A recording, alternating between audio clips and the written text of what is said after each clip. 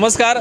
विधानसभा निवडणुकीच्या पार्श्वभूमीवर आम्ही मत लाख मोलाचं या सिरीजच्या माध्यमातून सुजाण मतदारांपर्यंत पोहोचतोय. माझ्यासोबत मावशी आहेत. तर मावशी, तुमचं लाख मोलाचं जे मत आहे तर ते देताना तुम्ही काय विचार करताय?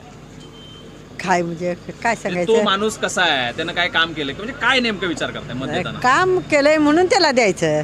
जे बरेच जे मतदार की ह्याच्याकडनं 500 रुपये घे मतदान दे, 1000 रुपये घे मतदान दे, 2000 घे मतदान दे, असं करणारे जे लोक आहेत तर त्यांना तुम्ही काय म्हणाल? मत कोणाला मत द्यायचं? जे आपला जीव विकल्यासारखा होतोय.